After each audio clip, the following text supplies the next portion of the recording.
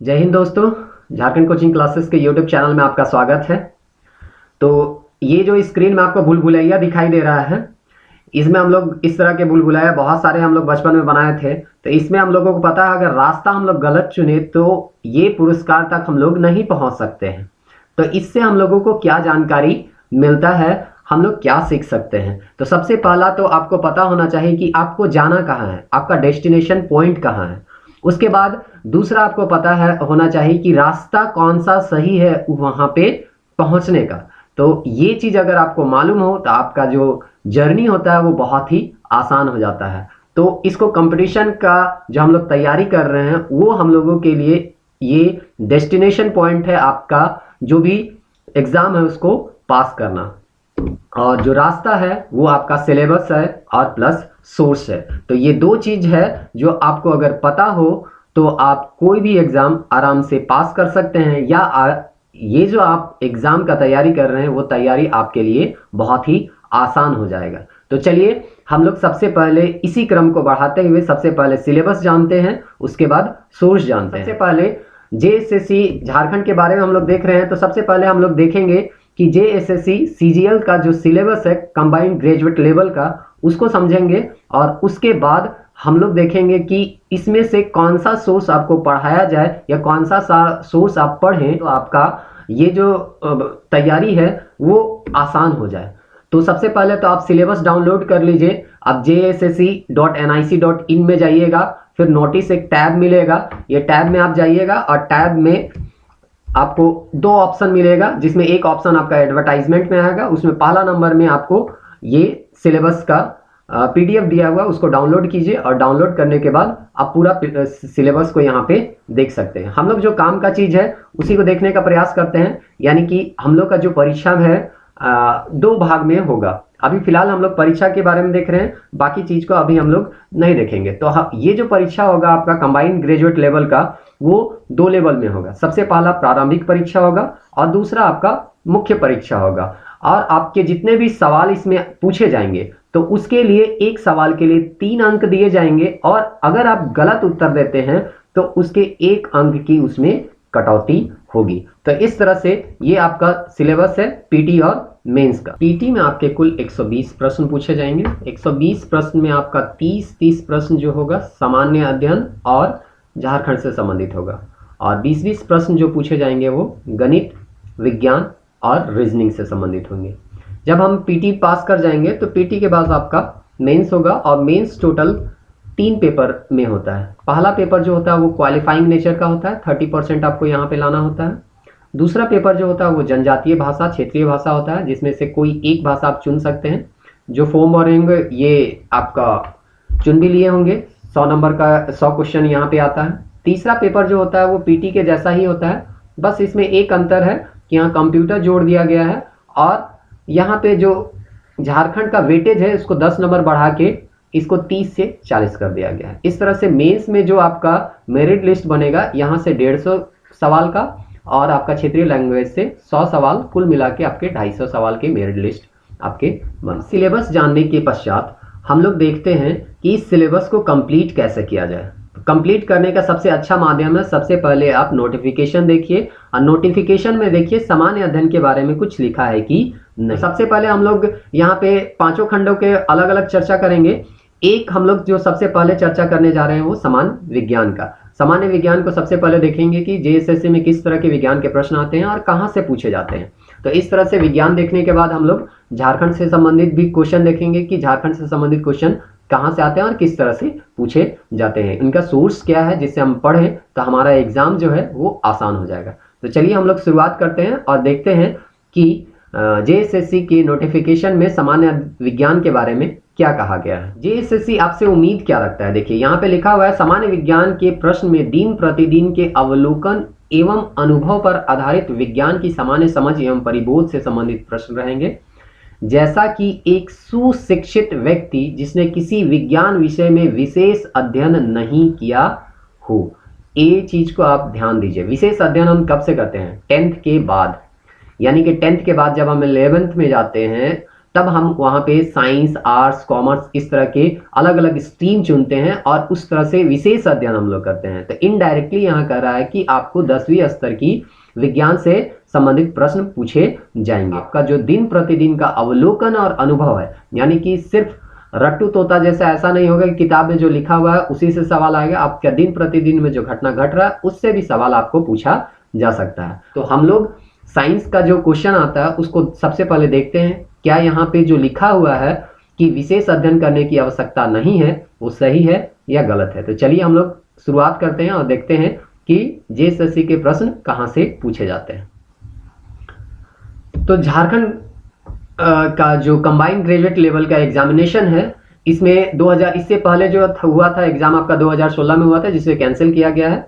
उसके बाद आपका नया से फॉर्म भरा गया है, 2019 में आपका नोटिफिकेशन आया है और उसके बाद इसका एग्जाम अभी 2020 में होने की संभावना है।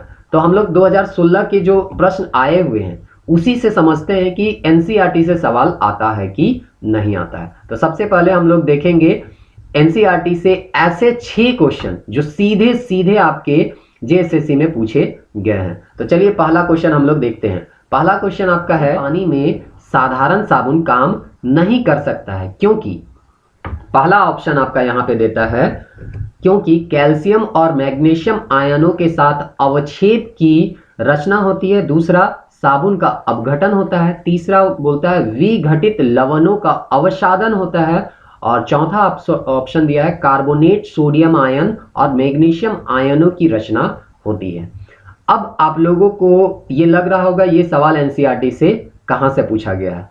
तो अगर कोई हाल फिलहाल में आप लोग अगर 10th क्लास का बुक पढ़े होंगे तो ये स्पष्ट 10th क्लास के एनसीईआरटी से ही पूछा गया है। यहाँ पे देखिए एनसीईआरटी आप क्लास 10 ढूंढिएगा और क्लास 10th का पेज नंबर आप 85 जाइएगा तो आपको कार्बन चैप्टर के अंतर्गत सबसे लास्ट में आपको दिया गया है। देखिए साबुन जो है वो कठोर जल में उपस्थित कैल्शियम आयन और मैग्नीशियम आयन के लवणों से अभिक्रिया करता है। ऐसे में आपको अधिक मात्रा में साबुन का उपयोग करना पड़ता है। एक अन्य प्रकार के यौगिक यानी अपमार्जक का उपयोग करके इस समस्या को निपटाया जा सकता है। यानी कि यहाँ पे अघुलनशील पदार्थ यहाँ पे जम जाता है और साबुन से आपका झाग नहीं आता है और इसीलिए हम लोग कठोर जल में साबुन का प्रयोग ना करके डिटर्जेंट का प्रयोग करते हैं। तो देखिए आपका ये जो पहला सवाल था सीधे सीधे आपका इसमें किसी तरह का कोई परिवर्तन नहीं किया गया है और आपका एज इट इज यहाँ पे आपको क्वेश्चन पूछा गया है। तो इस तरह से हम लोग पहला सवाल देखे जो सीधे सीधे आपका एनसीईआरटी से पूछा गया है। अब हम लोग नेक्स्ट सवाल देखते हैं कि यहाँ पे एनसीईआरटी से पूछा गया है कि नहीं। यहाँ पे बोलता है, दूसरा सवाल है, नीचे दी गई प्रकार की अभिक्रिया को क्या कहा जाता है। यहाँ पे आपका लिखा हुआ है अभिक्रिया, उसको देख लीजिए। यहाँ पे मीथेन जो है वो क्लोरीन के साथ अभिक्रिया कर रहा है और इस तरह से यहाँ पे अभिक्रिया करने के बाद ये जो क्लोरीन है वो मीथेन के एक आपके जो हाइड्रोजन है उसको रिप्लेस कर देता है। यहाँ पे इस तरह से हम मीथेन बना सकते हैं। इस तरह से ये जो मीथेन है यहाँ से ये मीथेन जो है कार्बन के साथ सिंगल बॉन्ड में जुटा हुआ था, उसमें से ये क्लोरीन जो है सिंगल बॉन्ड में इस तरह से जुटा हुआ होगा। एक क्लोरीन जो है इस हाइड्रोजन को क्या करता है, रिप्लेस करता है। रिप्लेस करने के कारण अब जो हमको स्ट्रक्चर प्राप्त होगा कुछ इस प्रकार से होगा। यहाँ पे आपका हाइड्रोजन यहाँ से निकल जाएगा और ये क्लोरीन यहाँ पे ऐड हो जाता है और ये जो हाइड्रोजन निकला ये यहाँ जो बचा हुआ क्लोरीन उसके साथ रिएक्ट कर जाता है और आपका यहाँ पे बनाता है HCl। तो इस तरह से आपका ये रिएक्शन होता है। तो इसमें क्या हुआ, इसमें आपका ये जो क्लोरीन है हाइड्रोजन को प्रतिस्थापित किया, यानी कि यहाँ से उसको हटा दिया और हटाने के बाद खुद यहाँ आके व्यवस्थित हो जाता है और यहाँ से जो हाइड्रोजन निकला वो दूसरे क्लोरीन के साथ जाके मिल जाता है। तो इस तरह से ये रासायनिक अभिक्रिया आपका संपन्न होता है। क्या ये भी एनसीईआरटी से पूछा गया है? तो बिल्कुल ये भी आपका एनसीईआरटी से ही पूछा गया है। अब देखिए हम लोग देखते हैं ये कहां से पूछा गया। आप एनसीईआरटी क्लास 10th में ही देखिए, क्लास 10th का पेज नंबर देखिएगा, पेज नंबर 79। तो 79 में स्पष्ट लिखा हुआ है, देखिए, संतृप्त हाइड्रोकार्बन अत्यधिक अनअभिकृत होते हैं तथा अधिकांश अभिक्रमकों की उपस्थिति में अक्रिय होते हैं। हालांकि सूर्य के प्रकाश की उपस्थिति में अति तीव्र अभिक्रिया में क्लोरीन का हाइड्रोकार्बन में संकलन होता है। क्लोरीन एक एक करके हाइड्रोजन परमाणु को प्रतिस्थापित करती है और इसको प्रतिस्थापन अभिक्रिया कहते हैं। और इस तरह से देखिए नीचे आपका यहाँ पे ये अभिक्रिया भी दिया गया है, ये सीधे सीधे आपका यहाँ पे उठाया गया है जेएसएससी के क्वेश्चन में। तो देखिए यहाँ पे कोई चीज परिवर्तन नहीं किया गया, आपको सीधा सीधा आपका सवाल उठाया गया और आपको यहाँ पे दे दिया था। इसीलिए कहा जाता है एनसीईआरटी जो होता है वो सबसे महत्वपूर्ण स्रोत होता है किसी भी प्रतियोगिता परीक्षा के लिए। चलिए अगला एक सवाल देख लेते हैं जो कि आपका विद्युत से आया है। तो विद्युत से आया है, इसमें आपका देखिए यहाँ पे पावर से संबंधित ये कुछ फॉर्मूला दिया हुआ है। तो ये पावर से संबंधित फॉर्मूला में पूछा गया है कि इसमें से कौन सा संबंध सही नहीं है, मतलब यहाँ में से 3 जो होगा उसका संबंध सही होगा और 1 का संबंध जो होगा वो गलत होगा। तो चलिए हम लोग देख लेते हैं ये कहाँ से है। तो ये आपका एनसीईआरटी क्लास 10th से ही पूछा गया है, पेज नंबर 244। तो 244 पेज नंबर में जाइएगा तो विद्युत चैप्टर में आपको ये मिल जाएगा। देखिए पावर इज इक्वल टू आपका दिया गया है, आपका विभवांतर और आपका करंट को आप मल्टीप्लाई कीजिएगा तो वो आपका पावर निकलेगा। अब यहाँ पे ये क्या कर दिया है, हम लोग ओम लॉ पढ़े होंगे, V is equal to I R. तो यहाँ पे अगर P is equal to V I है तो यहाँ पे V का वैल्यू क्या कर दीजिए, पुट कर दीजिए, तो आपका वैल्यू हो जाएगा आई आर इंटू आई। और इस तरह से इसको पूरा और मल्टीप्लाई कर दीजिएगा तो हो जाएगा आई स्क्वायर आर।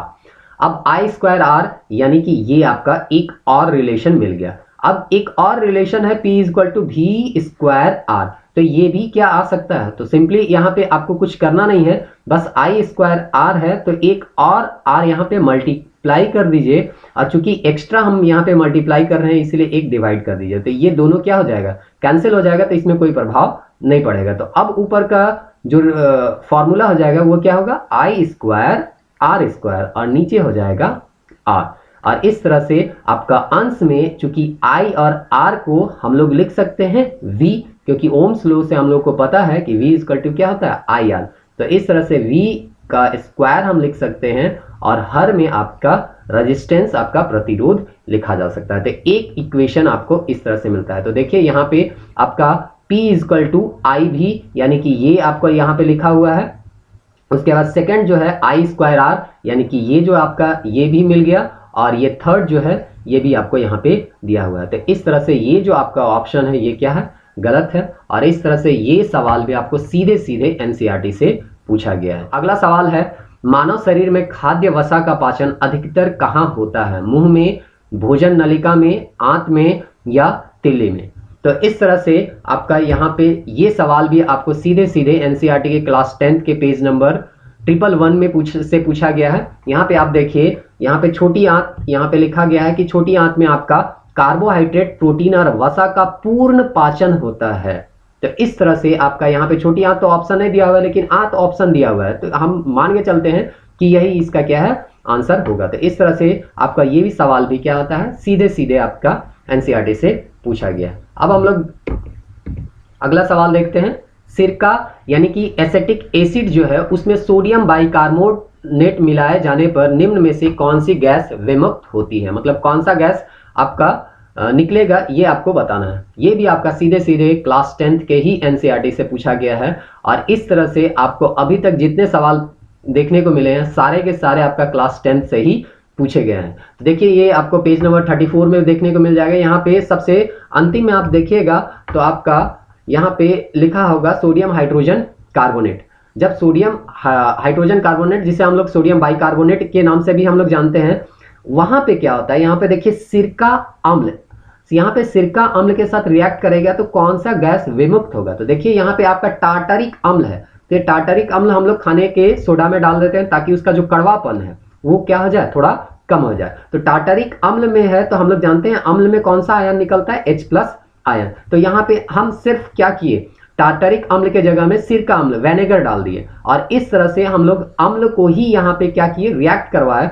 तो यहाँ पे आप देखिए कभी भी आपका सोडियम बाइकार्बोनेट जो होता है वो अगर अम्ल के साथ रिएक्ट करता है तो कार्बन डाइऑक्साइड और जल के साथ साथ अम्ल का सोडियम लवण प्राप्त करता है। तो इस तरह से इसका आंसर भी आपका सीधे सीधे आपका कार्बन डाइऑक्साइड, ये जो आपको पूछा गया है वो कहां से पूछा गया है, एनसीईआरटी से। अगला क्वेश्चन और एक देख लेते हैं, सोडियम क्लोराइड विलयन का पीएच स्वभाव क्या होगी।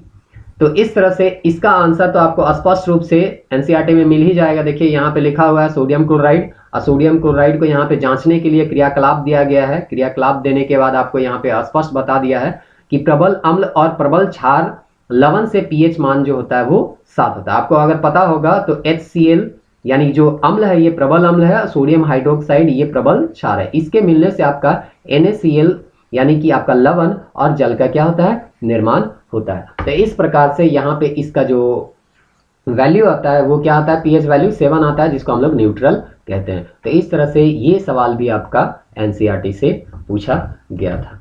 तो आज हम लोगों ने कुल 6 प्रश्न देखे, और ये 6 प्रश्न सीधे सीधे एनसीईआरटी से पूछे गए थे, वो भी क्लास 10th के एनसीईआरटी से पूछे गए थे। नेक्स्ट वीडियो में और भी बचे हुए जो क्वेश्चन है उसको भी हम लोग देखेंगे। लेकिन इतने सवालों को देखने के बाद आपको ये तो पता चल ही गया होगा कि विज्ञान का सोर्स क्या है। जो हम लोग वीडियो के सबसे प्रारंभ में देखे थे कि डेस्टिनेशन पॉइंट हमको पता होना चाहिए, साथ में syllabus plus source. Destination point तो आपको पता चल ही गया कि आपको एग्जाम क्लियर करना है, सिलेबस भी हम लोग देख ही लिए, और जो सोर्स देखे उससे अभी तक में हमको पता चल गया है कि एनसीईआरटी आपका सबसे बेस्ट सोर्स है आपके साइंस के लिए। नेक्स्ट वीडियो में हम लोग और भी देखेंगे कि इससे कौन कौन से सवाल आए हैं। जिन लोगों ने भी अभी तक सब्सक्राइब कर लिया है उसको बहुत बहुत झारखंड कोचिंग क्लासेस की ओर से धन्यवाद, और जो नहीं अभी तक सब्सक्राइब किए हैं उम्मीद करते हैं कि आपके उम्मीदों पर भी हम खरे उतरेंगे और आप भी हम लोगों का सहयोग करेंगे। फिर से एक बार आप लोगों को इस वीडियो को देखने के लिए बहुत बहुत धन्यवाद। जय भारत, जय झारखंड।